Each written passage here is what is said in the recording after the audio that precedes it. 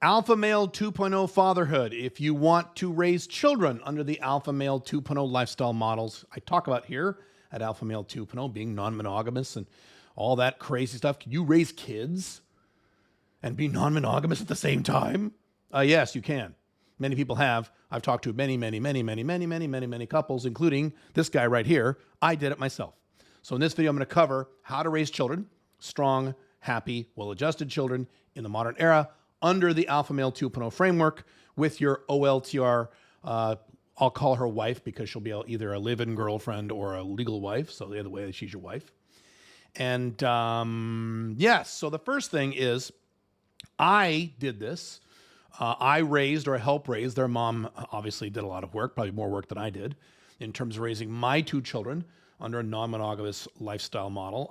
I divorced my mother's, my kid's mother when my daughter was 8 and my son was about whatever 8 plus 6 is, 12?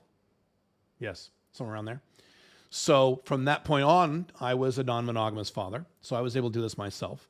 And there's a story I've told before, way back in my first marriage, before my divorce, when my kids were very little, when my son was like 6 and my daughter was a baby.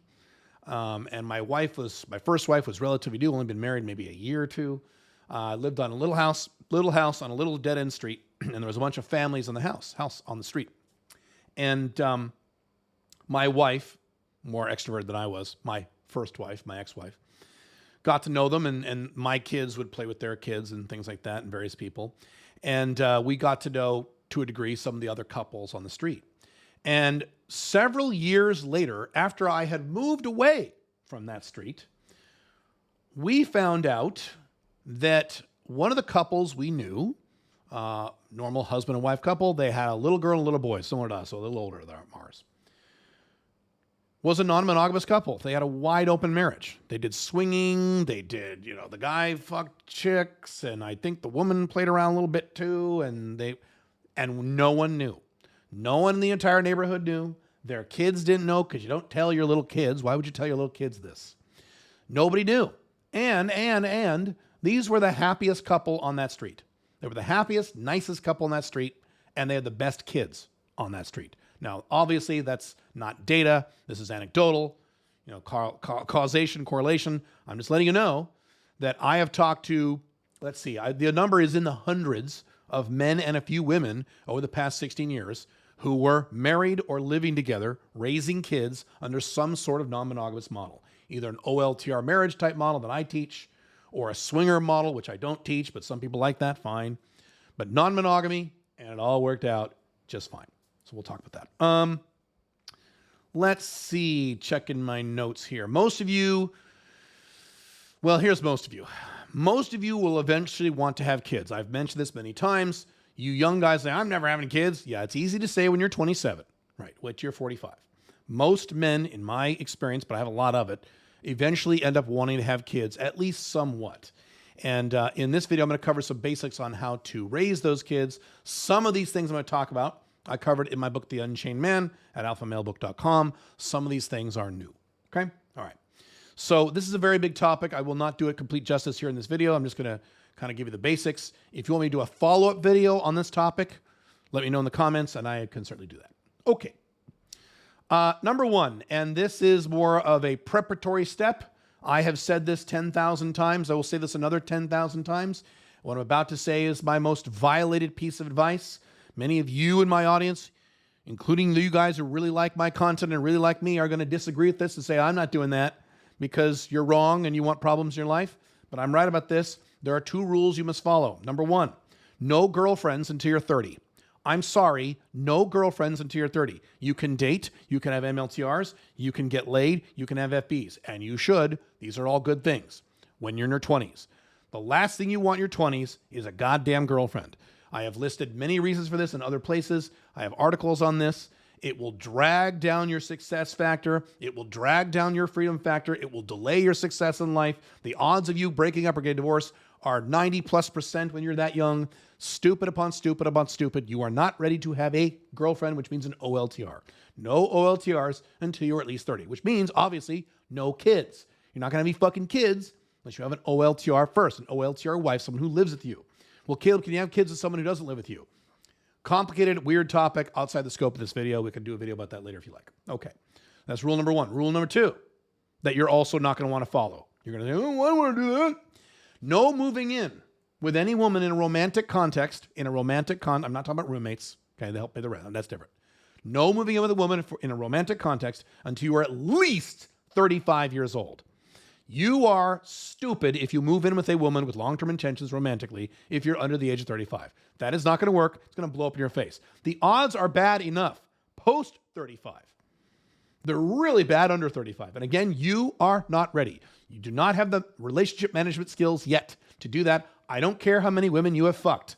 By the way, that is a separate number that has nothing to do with whether or not you're ready to move in with a woman. I've shown many times how pickup artists, players, red pill guys who bang a lot of chicks are really good at getting laid. They're really good at pussy. They have strong game. They are terrible, terrible, terrible at relationships. If you have any history in the pickup artist world, you know how true that is. These pickup artist guys, as soon as they get a girlfriend, it's a clusterfuck from beginning to end. They don't know what the hell they're doing, and they do everything wrong. Those are two completely different skill sets. No moving in with a woman until you're 35. Now that brings us to the third rule. No having kids with that woman until you are well over 35, as far over as you could get. I recommend 40 plus. And you have accomplished most or all of your big financial goals. Why? Because the odds are good that if you have kids and or get married and or whatever, before you hit those goals, the odds are good you'll never hit those goals because all that attention will be diverted to the kids and to the wifey poo, which is great if you already have hit your goals. There are examples of many successful celebrity men who have done this, who are very smart. Arnold Schwarzenegger, Jim Rogers, Matthew McConaughey, who waited post 40 to have kids. Now, I addressed this in the book. I know I'm going to get some nitpicker comments. Well, Caleb, I read an article once that said that birth defects, blah, blah, blah, blah, blah. Okay, listen to me about birth defects, God damn it. These bullshit excuses. The odds of you having a birth defect at any age is a fraction of 1%. Yes, when you go over the age of 40, those odds do increase, but they take a fraction of 1% and make it a slightly bigger fraction of 1%. It is still well under the 2% rule. So you should not give a rat fuck about birth defects. You are literally behaving insane. If you want more details on that, watch my video on the 2% rule on how insane you're being. It has nothing to do with it. Proceed, have all the kids you want in your 40s and 50s. Here's another excuse. I don't want to be an old grandpa and I won't be able to, play catch with my son when he's in high school because I'll be 67 and all right. Whose fault it is how well you age into your 50s and 60s and 70s? It's yours. So who has control over whether or not you'll age like some fat old man or some, old man with a walker or Sean Connery? I suggest you watch any Sean Connery movie from the 1990s when he was in his 70s. Do you think Sean Connery in his 70s, late 60s, early 70s, would have any problem whatsoever playing ball with his grown teenage son? No. Why? Because he made sure to be fit and strong in his old age, which you should be doing anyway if you follow Alpha Male 2.0 models. I will have no problem. If I were to have kids right now, I'm not gonna, but I could. At age 51, no problem. No problem. I will have no problem keeping up with those kids when I'm in my 70s. No problem, because I do everything right. If you say I don't want to be an old grandpa when I'm 62, my question is, why the fuck are you going to be an old grandpa at 62, you beta? That's dumb. Okay, next thing. I have a video on this that I've talked about maybe a year or two ago. I'm not going to go into detail about that because I already talked about it in that video. It's something else you're not going to like. If you plan on living in the Western world for the rest of your life, okay? I don't know why you're doing that, but okay. You're going to stay in the United States, the collapsing USA, or cuckoo Canada, or suicidal Europe, or authoritarian Australia, literally for the rest of your life. If you're going to do that, you should not have any kids unless you are a millionaire and or make a strong six-figure income. In the Western world today, after voting for the lesser of two evils for 35 years, you have constructed an economy where the only men who can have kids and raise them well are men who are very wealthy. I'm sorry, that's the way it goes. If you want to move out of the collapsing West to cheaper countries, South America, Southeast Asia, that's different. Have all the kids you want. But if you're going to stay in the collapsing West and you're going to have babies in the collapsing West and stay and raise them in the collapsing West, then I hope you make a strong six-figure income and or you have a net worth of at least $1 million, hopefully more than that, because you're going to need it. You have no idea how expensive kids are. Go watch that other video for more details. I wish I had better news for you, but you live in a collapsing society. Stop voting for Democrats or Republicans. That includes Trump. All right, next. I talk about this in the book, The Unchained Man. Another rule you need to have for your kids is, in terms of raising your kids, is, and this is going to sound like an alpha male 1.0 right-wing conservative-ish thing when I say it, but it isn't. I will explain in a second. You have to arrange with the mama that the mama is going to be in charge of at least 90% of all child-rearing activities, or else you don't have kids with her. Now, why is that? Is that because you're like Andrew Tate and the Bible says that women need to stay home and you're the man until... No, it has nothing to do with any of that bullshit. No. What it has to do with is freedom. Alpha Male 2.0 is about freedom. If you are any more than 10% responsible for the regular child-rearing tasks, of which there are a fucking billion, starting from baby all the way into high school and you're driving them to soccer practice and shit like that, you will not be free. I'm sorry. How the hell are you going to work on your location-dependent business? Do your 5 flags if you want. Have sex with your other women because you're going to be non-monogamous. How are you going to do all that if every night or every other night, just like in the movies, your dominant wife, when the baby starts crying, elbows you in the head and says, your turn? No. That is not the life of the Alpha Male 2.0. That is the life of a beta male. So you want to be a beta male, go be a beta male, and that's fine. I'm not sure why you're watching my content. But if you're an Alpha Male 2.0 and you want to have kids, and your little wifey poo or OLTR to be is all hot and ready to move in with you and get married, all that bullshit, okay, all that girly stuff, then you're going to have a little talk with her. It's called the OLTR talk, off the topic for this video, because I've talked about it before. And you're going to say, if we have kids, here's the deal. You have to be in charge of the actual tasks, at least 90%. Now, that doesn't mean, now, let me back up. If she says, I'm not doing it, she does not qualify as a mother of your children. I'm sorry. Look elsewhere. Okay, if she says, fine, I'll do it, great. And if she changes her mind later, you have a decision to make if you want to get divorced or not, if you marry a Western woman. All topics for outside this video. But, what was I saying? I think I lost my train of thought. This is now these raw, unedited videos where you see all the mistakes I make. Let's see. What was I going to say about that? If she says no... Oh, yeah, I remember now. Now, you may say, I don't want to be an absentee father. I didn't say you spend only 10% of the time with your kids. That's not what I said. I said only 10% of the work involved with the kids. Changing the diapers, helping with the homework, going to the, not going, but like being the softball coach, driving them around to softball practice and all that bullshit, that kind of stuff. Well, I like doing that stuff. Okay? That's like saying, I like my 9-to-5 job. If you like being a slave, do whatever you want. That's fine. Instead, what you should do is spend time with your kids as their dad. Play with your kids. Wrestle with your kids. Teach your kids. Do fun things with your kids. Train your kids on how to be men or women. That's your role as a dad. Okay? Do those things. Those are so important. And that's what men today don't do, because so many kids now don't have fathers, or worse, or maybe not worse, but almost as worse. They have beta male fathers, right? Right. Okay. Last thing, this is how you raise your kids. And I did a lot of research on this, and it worked on mine. My kids turned out pretty well. My kids are pretty amazing.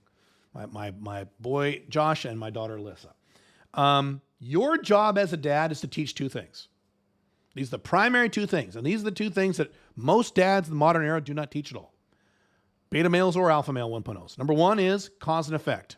Cause and effect. That means, child, you are teaching your kids, when you do something bad on purpose, bad things happen to you. It's called punishment, timeouts, things like that. Okay? You have to do that. Most moms do not punish children. Read my own book, The Unchained Man. It's only $7. I give many examples of this.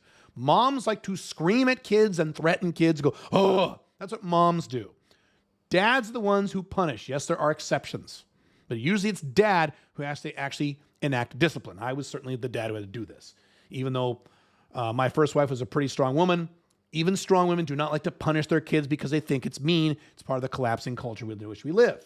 So your job is to punish them lightly. Do not hit them. Never, ever, ever hit your kids, you maniacs. Don't do that. Good way to fuck up your kids for life. Never hit your kids. You can punish them pretty well without hitting them. I talk about that in the Unchained Man book. You can read that if you want. So that's the first one. Now, not just if you do bad things on purpose, bad things happen to you, but also if you do good things on purpose, good things happen to you. So you reward them. Punish and reward. The reason that so many Gen Zs and millennials are so lazy and entitled today is because that was not given to them. They were raised by single mothers who never punished and rewarded too much, or school systems that never punished and rewarded too much, or beta male dads who didn't bother with anything, okay, or absentee dads or what have you. That's why you need to reward and punish both. And I'll be honest with you, if you marry a Western woman, the odds are good that when you punish your children, your wife is going to be mad at you because she's going to say you're being mean to the kids. I can give you many examples. I won't. So just remember, that's one of your jobs. If you want to raise happy, well-functioning adults as your children, you've got to teach them cause and effect. Critical. Number 2, unconditional love. This means that your kids know, not guess, not assume, not think. They know that you love them no matter what they do or no matter what they become, other than a serial killer. Okay, I'm not talking about that. For example, let's say you're a dentist. You really want your son to be a dentist. That's your whole thing. Oh, he's going to be a dentist. You're going to go to dental school. And he says, I don't like dentistry. I want to play the flute. Oh, by the way, Dad, I'm gay. Oh, shit. You have to have your son know you love him no matter what. No matter what. You don't have to agree with his choices. You think I agree with all my children's choices as their adults? No, I don't. I don't. But my kids know, hopefully, if I've done my job, that I love them no matter what, even if they completely disagree with my advice, they do something completely off kilter to what I would want them to do with their lives. As children and as adults. They have to know this. If your kids feel like they don't love you, or that your love is conditional, which is often for a lot of more tougher alpha male 1.0-ish type men, I love you when you do this, I don't love you when you do that. If your kids feel that, they're going to grow up with all kinds of fucking psychological problems, and you will fuck them up. Don't do that. Now, cause and effect is very difficult for beta male fathers. Unconditional love is pretty easy for beta male fathers. Alpha male 1.0 fathers are the other way around. Cause and effect is no fucking problem for the alpha male 1.0 father. He'll kick your ass, right? But unconditional love, if he wants you to go in the army and you want to be a ballerina and your son wants to be a ballerina dancer, oh shit. Okay, if he's a big tough Marine type guy and his son is gay or is going trans or something, oh my God, right? That's hard. You got to do both. If you want to raise happy, high quality, successful, functional children as adults, that's what you got to do. Lastly, I will end with this fun little topic. What is the best way to raise kids the modern era today? What's the good way to do it? It's a trick question. There is none. The Western world is so fucked up. This is one of the areas which I agree with the conservatives, the traditional conservatives. The Western world is so fucked up right now.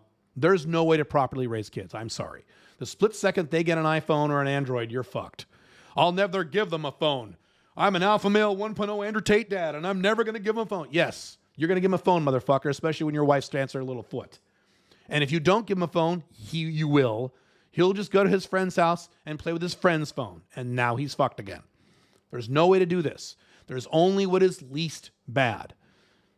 You just be aware of this. Your kids are not going to be perfect. They're going to be, if you have kids now, they're going to be the generation under Gen Z. There's only so much you can do.